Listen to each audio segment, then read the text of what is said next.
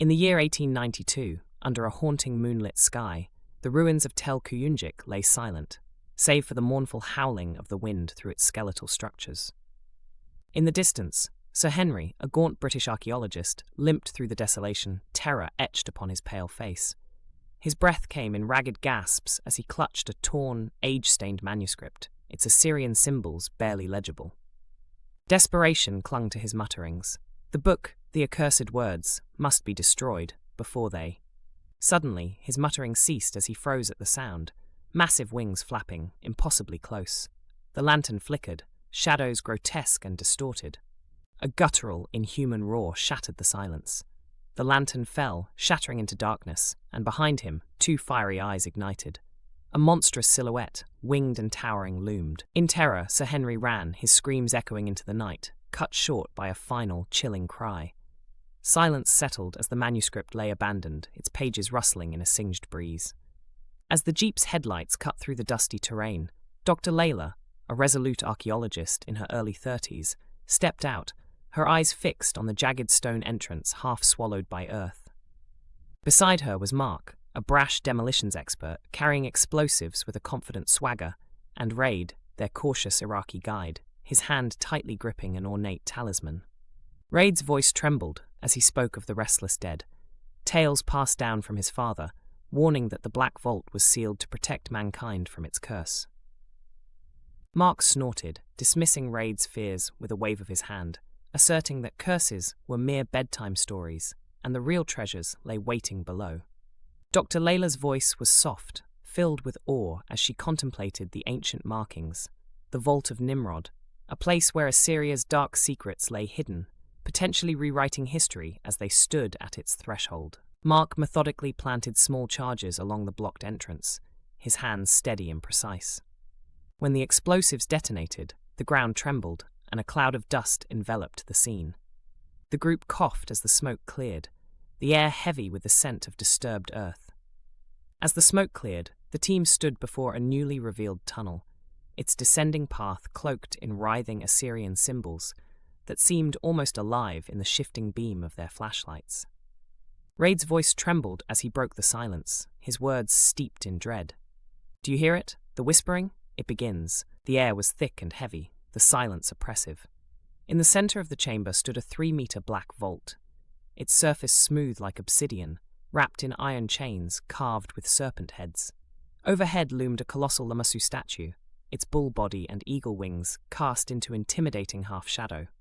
Dr. Layla read the inscription etched into the floor, her voice low and filled with foreboding. "He who unseals the vault invites damnation." Mark, already sawing through one of the chains, dismissed the warning with a smirk. "Look, I'm not here for bedtime spooks. That shiny book inside? That's what investors will line up for." Rad backed away, clutching his talisman, his voice trembling with dread. "We mustn't. It holds more than treasures, it holds them." As Mark finished breaking the chains, the vault creaked open, a metallic echo filling the chamber. The lid sprang slightly ajar, and from within shone the golden glow of a huge book. Raid shuddered, his eyes wide with fear as he shouted, "No, that is written in the tongue of fire and demons." Mark smirked as he lifted the glowing book from the vault, the chamber responding with ominous signs. The moment the book left the vault, the floor emitted cracks. A gale erupted, extinguishing their flashlights. Assyrian symbols contorted and rippled across the walls, slithering like living serpents. Mark stood unnaturally still, his pupils vanished, leaving his eyes as pools of solid black. His voice emerged, layered like many voices speaking in unison, a harbinger of doom. "The gates are opened. The Age of Ash begins again." The Lamassu statue exploded, raining stone shards into the room, releasing the terror within. From the debris emerged the Lamassu creature, a massive, flaming horror with wings fanning infernal smoke. Raid screamed, his voice piercing the chaos. "It lives, run!" The team fled as the Lamassu bellowed, vomiting fire that licked at their heels, melting the tunnel walls. Through crumbling corridors, the group raced, pursued by the monstrous Lamassu, their only thoughts on survival. Mark, consumed by madness, gave chase through the crumbling corridors. His whispers, filled with dark intent, reached Layla's ear as he grasped her arm. His voice, a chilling echo in the chaos, whispered the words. The words, hear them all, The book demands it. Forced to look inside, visions of cataclysm seared her mind. A crumbling earth, rivers of blood, and cities burning flashed before her eyes. Mark's maniacal laughter echoed through the tunnels, a haunting counterpoint to the pursuing Lamassu's roars. Back in the chamber, Layla, trembling but resolute, returned to the black vault. In the darkest moment, Layla, trembling but resolute, forced the glowing book back into the black vault. The Lamassu, mid-lunge, petrified mid-air as its flames extinguished abruptly. Beside her, Raid panted, bloodied and unbelieving, as he whispered in awe, "You stopped it, but this evil never dies for long." The petrified Lamassu loomed over them, its crimson eyes flickering faintly. 1 week later, in the dimly lit solitude of a Baghdad hotel room, Layla sat alone. Her fingers trembled as she unzipped her satchel, the weight of her discovery heavy upon her. Her breath caught when she noticed a golden page was missing. The whispers of ancient Assyrian grew louder, echoing ominously in her mind. She gazed into the mirror, horror dawning as her pupils began to fade, turning black. Some secrets are meant to stay buried. Her breath caught. Someone took a golden page from the book.